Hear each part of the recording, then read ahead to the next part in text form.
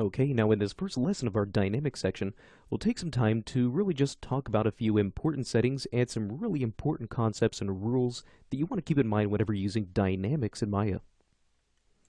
Okay, so to keep things relatively simple, I'm actually going to take a little bit of a detour from our central aircraft project that you've been working on for most of this course. And I'm really just going to show you in a very, very simple scene a few particle effects, and really more importantly, what I want to focus on in this lesson are some settings and some very, very important concepts that are going to be really, really critical as you start to work with dynamics in your own scenes.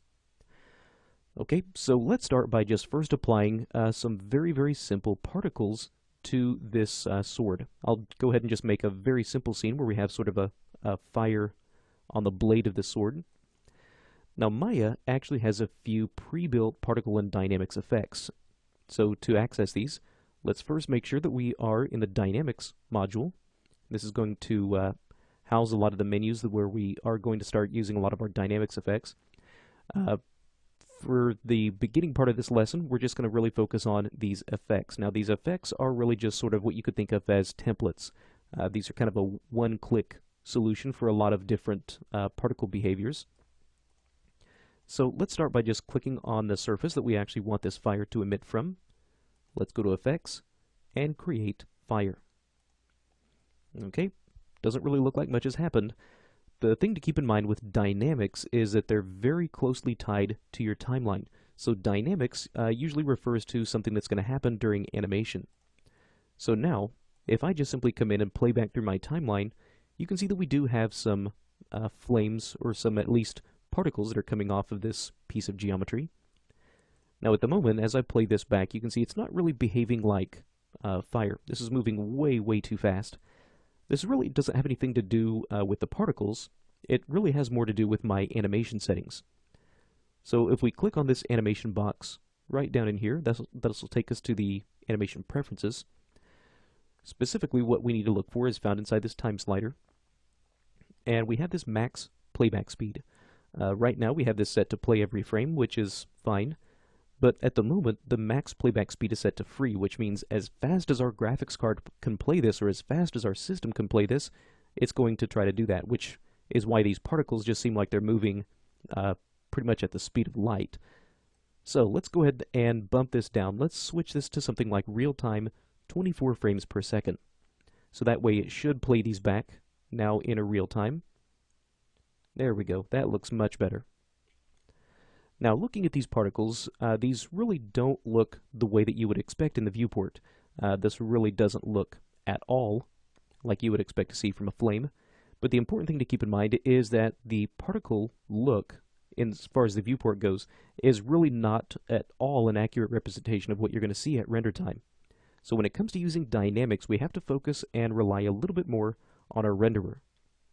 So if I were to come in and render this out, you can see we're using right now Maya software to render this out, and here's our flames.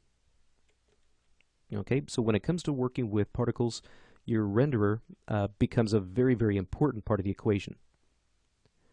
Now let's talk about some things to keep in mind and some rules that you're going to have to remember when it comes to working with particles in your timeline. The first thing that we want to make sure of is that when it comes to moving around within the timeline, we don't want to make it a habit of scrubbing the timeline whenever we have particles in a scene. So watch what happens. If I start, let's say at this frame 16, and start to scrub forward, everything seems okay. But now if I start to scrub backwards, my particles don't really behave the way that they should anymore. If I start to continue to scrub, my particles just don't seem like they're acting quite right. And if I were to come through and actually start to jump through the timeline, my particles can completely explode. So the thing to keep in mind here is that when it comes to using particles, Maya, the way that it calculates particle positions is that it has to understand where the particles were at the frame previous before it can display where they are at the next frame. And same goes for the frame after that and the frame after that. When you start to interrupt that cycle by jumping around between frames, you can start to wind up with particles that completely explode. And if I were to come in and render this, you can see that reflects in the renderer as well. So anytime you work with particles, always make it a habit to jump all the way back to the very beginning of your timeline. So click all the way back. You can see my particles disappear. And now when I play, everything looks fine.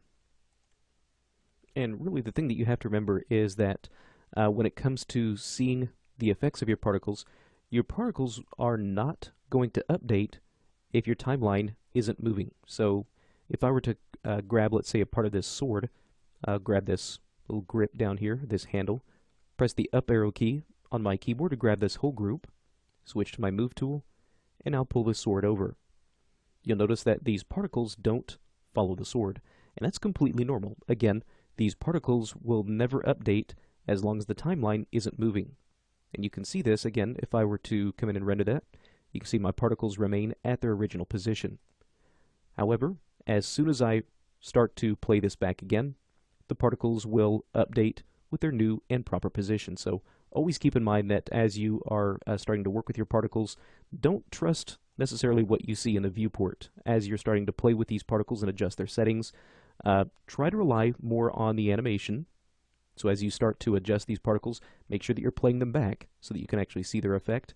And then also make sure that you start to rely a little bit more heavily on the render view, because again, that's going to be a much more accurate representation of what you're actually going to get compared to what you have here in the viewport.